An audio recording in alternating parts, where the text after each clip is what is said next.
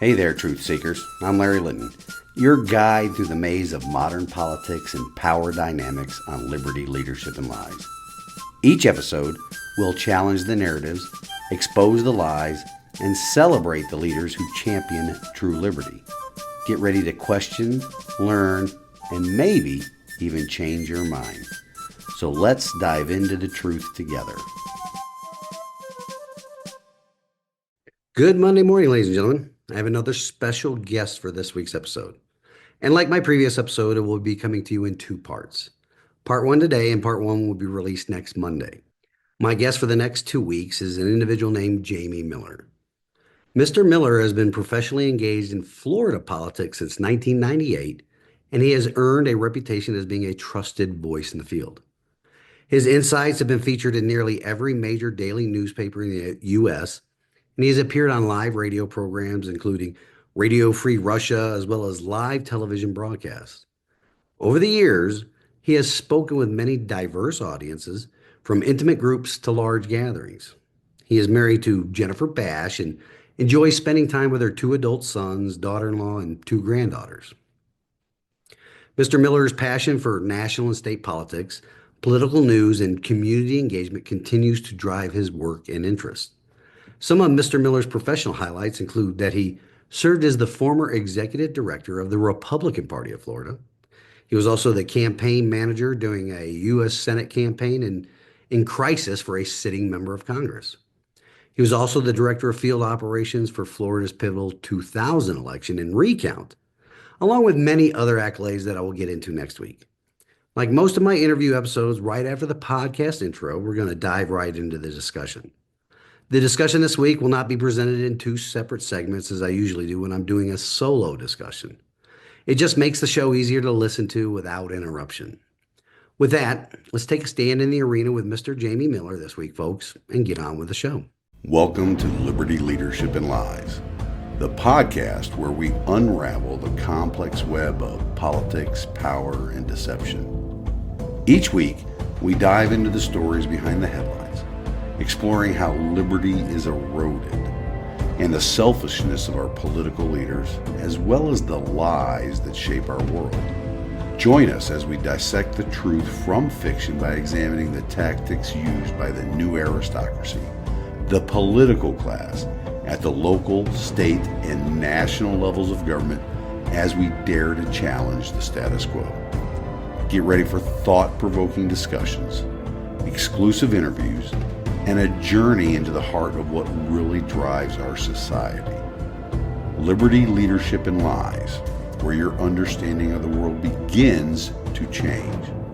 Tune in every Monday morning and prepare to see beyond the veil. All right, ladies and gentlemen, we're going to welcome Jamie Miller to the podcast this week. He's, well, I'll just let him introduce himself. Jamie, go ahead.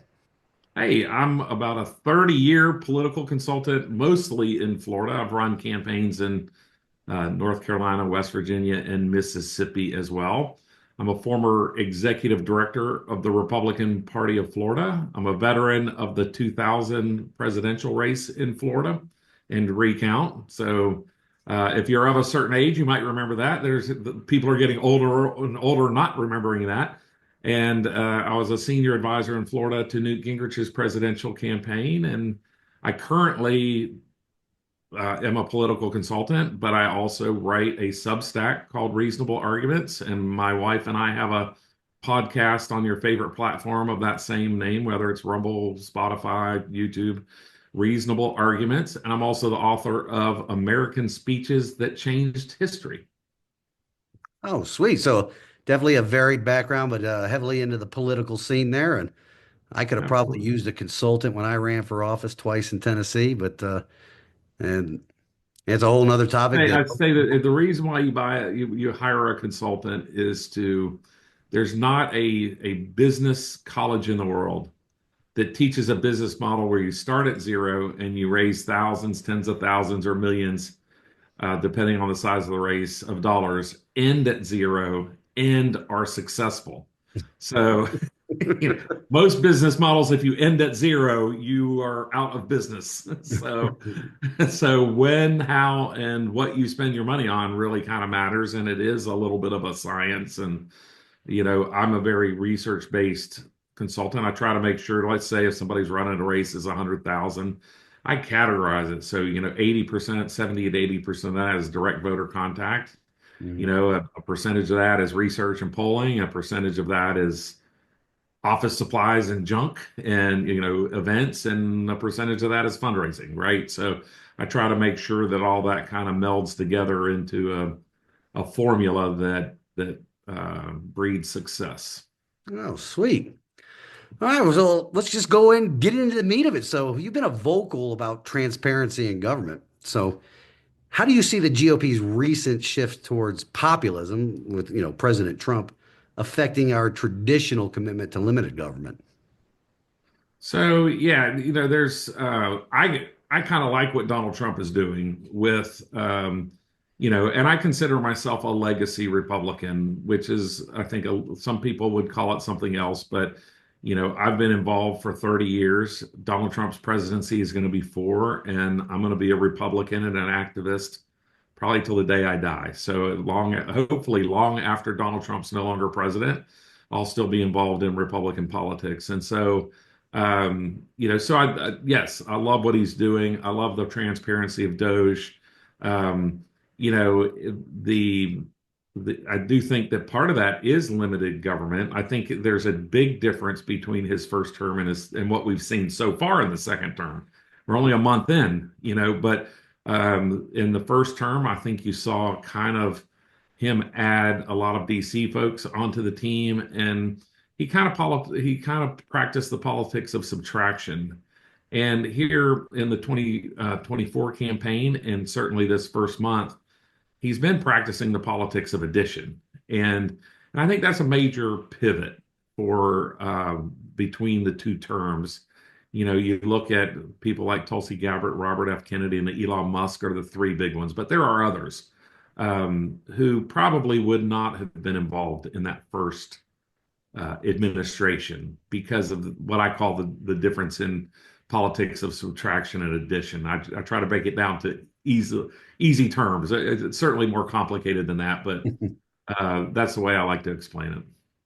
Yeah, I think he learned a lot from that first term. He learned a great deal at how the government is definitely a different animal than the business world. So I think he cut his chops on that first one and he learned from it. And that's why I think he's moving at lightning speed right now. You can't keep up with what's going on. Democrats may rue the day that Joe Biden won the 2020 election. Right. Just because it's, you know, he's had 4 years to stew on it and plan, and now he's here. And where if he had just gone from one term to the next, he may have gotten some of these things done, but you would think that he probably would have stayed on a similar trajectory as what he was on the first term. So, history may show that Democrats did us a favor. I honestly, I'm one of those guys that says, looking back, hindsight is 2020, and I see that it is kind of almost a blessing that he did not get that Yeah. election in 2020 because A, yeah, the learning curve, he definitely learned from that, and B, I think the lame duckness of his thing. He just I see all these memes and posts and all that. He just doesn't care, right? He knows he's got 4 years and he's going to Yeah. do it all regardless. And Well, and from a political perspective, he has more like 18 months because right, we know that the 2026 election is coming. Mitch McConnell announced today he's not running for reelection in U.S. Senate. Of course, Thad Bashir is a popular Democrat governor there who's won reelection in that state already.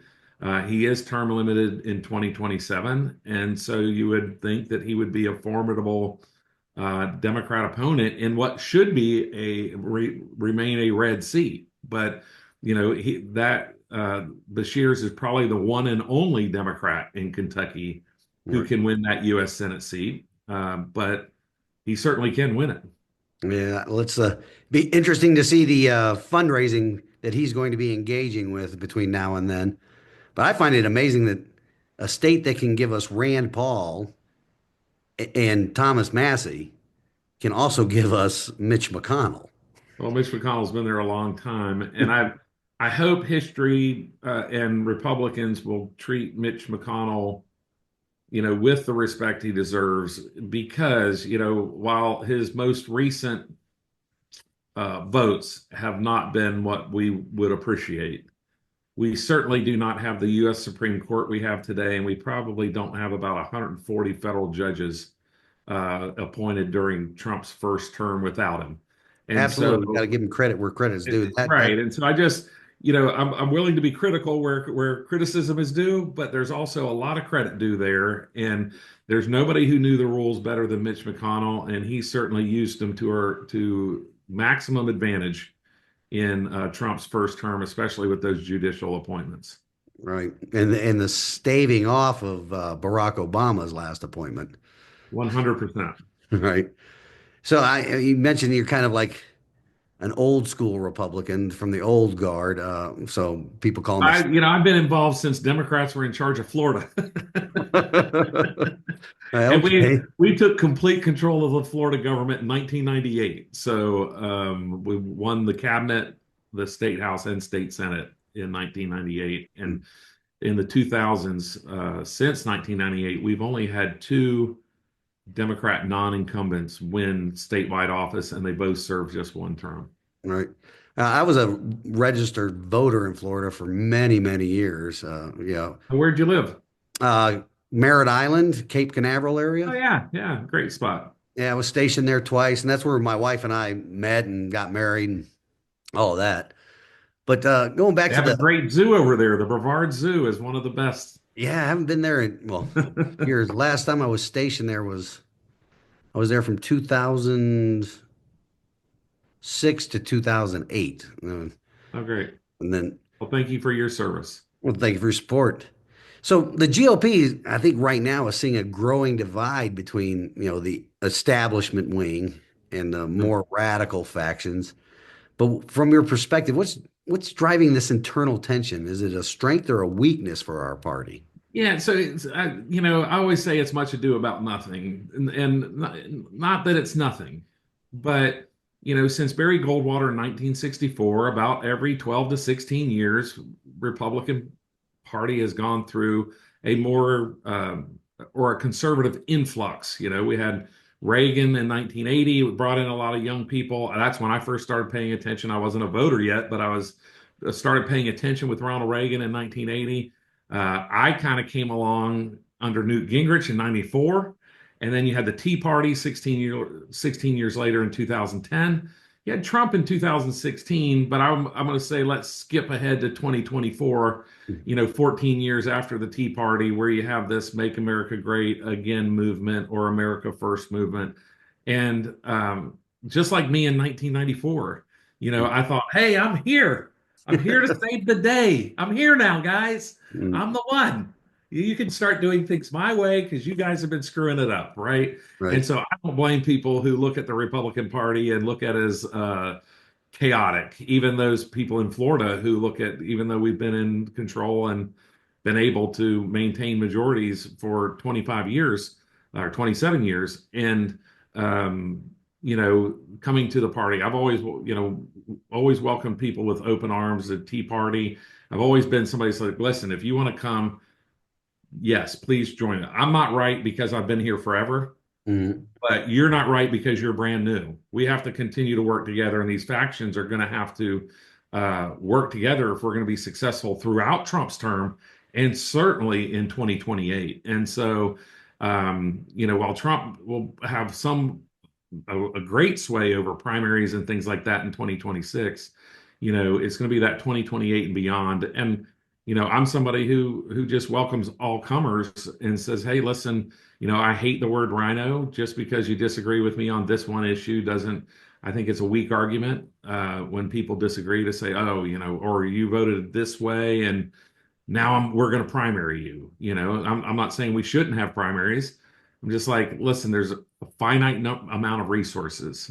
And I've seen political parties in the past, all the way from the city and county level, state, federal, um, kind of get in front of their skis a little bit. Mm, And they think, oh, well, we took this, so now we're going to take that. And it's like, listen, if you took this, you might be able to take that, right? mm, So, but you're probably not going to take this in one bite. And right. so, so it needs to be methodical, it needs to be strategic, it needs to be people working together, and to the extent that we're able. And in Florida, for instance, we have kind of these Trump groups or America First groups. They're not really Republican Party groups, and they come out and they then put out mail saying, "Oh, we're the Republican Party and we endorse these candidates," and it just creates chaos among for voters. And in Florida, at least in 2026, we have a real opportunity. Democrats have a real opportunity statewide. They're probably not going to win back the legislature, but they have the chance, depending on the candidate, depending on Republican candidates, to Mhm. win, a statewide cabinet office or two, or maybe even governor. Right. Um, and so, it's going to take unity to ensure that that doesn't happen. And I think, and I've discussed this on my podcast, quite a bit. The problem with the conservatives in the Republican Party. Well, I'm very conservative, but our main problem is that, and it's the opposite problem that the Democrats have. We're individualists, Mhm. while the Democrats mostly are collectivists. So they work together very, very well. Right, While the conservatives, and you could have two, three, four great conservatives, they're all going to have different ideas on how to meet their objectives, right. different objectives, so they don't tend to work together very well. I think this 2024 presidential election coalesced not only just the conservatives, but it coalesced a whole bunch of people, and that is a roadmap for how we can do the Republican Party itself can continue to grow. I saw recent polling now, came out today or yesterday about the congressional approval rating. And this is the first time in decades that the Republicans are viewed more favorably than the Democrats. So that's something we have to build upon. And it may take a little bit of collectivism to do that. And so that I think we need to Well, it's put going to aside. take passing a budget, right? And so Congress hasn't passed all 12 appropriation bills on time through a budget process since 1997. I mean, it's incredible. We haven't balanced a budget in our federal government since 2001. And, so you're talking about people who are full-blown adults, you know, 40 years old, who have not had a balanced budget in their adult life, Right. federal government. And so it's really kind of incredible when you start thinking about that from a generational standpoint. And I think the Doge activities and the really the highlight of the government's the growth of government and its misuse of the taxpayers are going to sway a lot of those others, not just conservatives and not just hardcore Republicans, but it's gonna sway them to say, hey, this government is out of control. We do need to. I have to operate out of a balanced budget in my house. I think we have to have elected officials that want to work the same way. Well, I've got a Substack coming out Saturday. It's written and in the can that kind of compares, and I just grabbed six countries: South Africa, Brazil, Germany, and I looked at not only their annual budgets in U.S. dollars, but their deficit in U.S. dollars and the amount of debt in U.S. dollars. And it's funny because it's only the United States, Germany, and England that are financing all the rest of the world. France barely has a deficit and barely has any debt. And you start looking at places like Brazil, barely any deficit, barely any debt compared to their operating expenses. And so now I didn't do 100 countries, I did six, just randomly picked them, but I picked a couple of the big ones, China, along with it. And so, and it just, and I kind of just started the process just like, I want to know, right? Like I just want to know these weird facts of, where do we compare to South Africa, and it's just pretty incredible that we're financing the lifestyle for the rest of the world for the most part on our debt. And we're not doing it, with a balanced budget. We're doing it through the credit card. Right. And so, that's what people have to realize is it's taking a trillion dollars a year to finance the debt, we've got real problems. And, 2 trillion a year in deficit. So, not, and we have, 550% of, of our annual operating budget is debt, 550%. And so when you start doing that in your family, you're starting to reach a point where they're going to come start grabbing stuff out of your driveway. Right. And so we can't afford to do that. We can't start saying, oh, you know what? We're going to take Yosemite National Park and sell it to the Chinese Mhm. or Yosemite or the Everglades or whatever you want to do. We're not going to take our natural resources. That was Obama's thing. He's like, well, we're in debt, but if you think about your house is an asset. We have all these national parks as assets. That was Obama's reason Mm. for all of his deficit spending. It's like, oh, it's just like a household. It's like, yeah, until it goes too far. Right. And it's just gone too far. And then USAID is just a perfect example that has everyone's, like, and I've known you, if you're a consultant, you kind of know that if you're a member, if you're on the Hill, you're a mid-level congressional staffer and your congressman loses or retires or dies, Mm. you could always get a good job at USAID. I called it the political consultant, foreign travel act.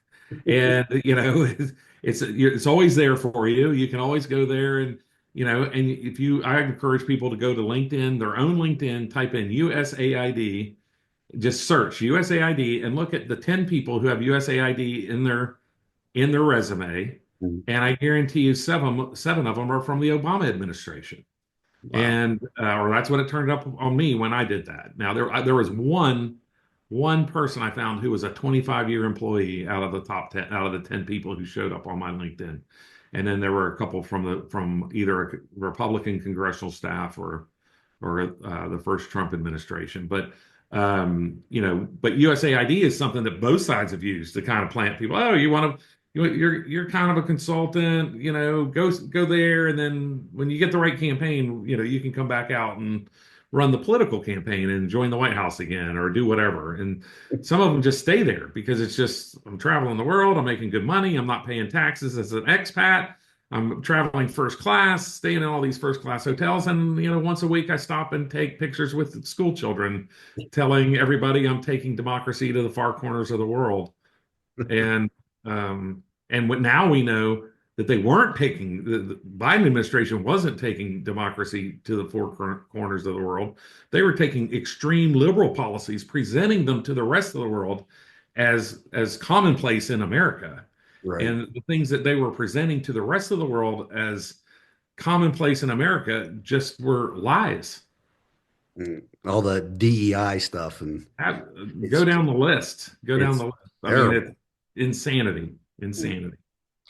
So the GOP, I mean, recently, especially with the emergence of Trump, I don't know how his connection with the average American, they become the party of rural America. I mean, but we're still losing ground now in urban and suburban areas. What strategies do you think the GOP can adopt to reclaim influence in these Well, shifting geographic I backgrounds? don't know the geographic numbers, but I do know that the demographic numbers are, the only demographic Kamala Harris gained on was white college educated women over the age of 40. I mean, you have to break it down that far for her to. Now, I always like to use Georgia as an example that where Trump went from 10% support of African American men to 25%. So it's not like he won that population. Right. So we need to be realistic that, but when you increase your when you increase your win by 150%, that's Mm. a pretty significant move. And he made those moves across the board. Especially, I think it was rural women, that finally said, here in 2020, you go back to the politics of subtraction. If Mm. you include the mean tweets in that, right? People are like, oh, I just don't like the tweets. And how many times have you heard over the Biden's administration, like, oh, I just got sick of the tweets. Well, I explain it. I had good old boy. In Florida, we called them North Florida pork choppers, right? They politician was my first boss in politics, a guy named Tom Slade, and just a mountain of a man. Just and his personality was bigger. And when I got hired, my boss came up to me. He's like, "There's one thing you need to know about working for Boss Slade. Now he will lead us through fire. By God, he sets half of them, but he will lead us through." And I like to use that analogy to describe Donald Trump in 2024. People were willing to vote for Donald Trump because he leads us through fire, despite the fires he sets. And and we all know he's going to set fires. He's already set some, and Yep. he's put some out already. But at the end of the day, in 2020, people after COVID did not have that tolerance level. Mhm. And so they're like, now they're like, well, we'd rather have a guy who can lead us through fire than a DEI hire, Right. Kamala Harris, who I don't think there's any question she was a DEI hire when Joe Biden said, I have 5 people I'm looking at, and they're all African American women. It's That's clear. that's the definition. Right. And so, so so I think people, and this was certainly a lot of voters pivoted on DEI, especially the boys and girls bathrooms, boys and girls sports, and men and women's prisons. I mean, how Democrats are still doubling down on that. They just keep backing themselves into a corner for 2026 into these indefensible positions. And now they've been forced by the move with Elon Musk and Doge and all that. They've been forced to defend fraud. And They're not forced to defend it. They could come out against it, but they're so hell bent on being against Trump, right. and their base, which is dwindling, Mm. is so anti-Trump that they feel like, well, we have to go against Trump. Like even James Carville, who, I actually met one time, and I told him I got his book from the library, and he cussed at me because he's like, you should have bought it. And but he writes in his book how he gets all Republican books from a library, so I thought I'd throw it back at him. Um, but he's somebody I've respected from the other side. He tells it like it is for the most part. I think he got wrapped up in Harris a little around the axle a little bit, but he wasn't intimately involved. He wasn't, like when you're not intimately involved, you're getting if even if you're at a high level, you're getting 80 or 90% of your information from news media, not polling and people out on the street and all the things that you need to make, a wise decision for a campaign. But he tells Democrats, I think it was just last week, hey guys, like we need to be we need to support the president when he's cutting out fraud. Right. The What do you American say? the Stand American there, people, do nothing. yeah, the Don't just American stand there, people, do nothing. yeah, American people see this as fraud. Mm. Like how you're out there defending it's going to come. I've told clients you have to be careful to make sure you don't run your political campaign or your office if you're in Congress or county commission by press release. Everything doesn't have to have a press release. And Democrats are convinced, well, they have to fight Donald Trump every step of every single thing instead of kind of, and here's the thing that happened. They expected Trump to stumble like they felt like he did in 2020. And Susie Wiles, who I've worked with in the past and on Governor Rick Scott's campaign, is brilliant, and she runs a tight ship and she runs a disciplined ship. And you see that discipline and you see that difference in discipline in this president versus Trump in his first term. And a lot of that is Susie Wiles. Certainly, she brought that discipline to the campaign. Mm. And I think you see it here in the White House. It is quite a different White House than the 2017 kickoff, and it's amazing to see. I thoroughly enjoyed, being a military background, discipline and executing your mission. And yeah, he didn't have much discipline back then, but people loved him still. But now the the love him or hate him, but the love him with the discipline is getting him more support, I think.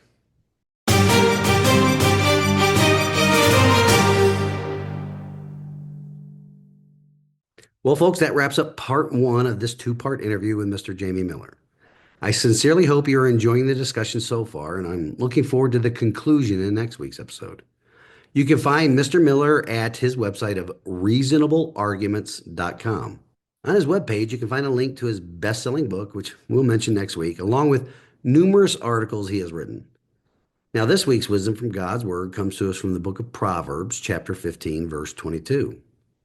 Without counsel, plans fail, but with many advisors, they succeed. Much of what we discuss today, as well as in next week's conclusion of the interview, is wise counsel that many in today's Republican Party should be listening to as we move into the next phase of the never-ending political battles in our republic, the 2026 primary elections. Until next week, ladies and gentlemen, let's take a stand in the arena together. Reveille, it's time to wake up.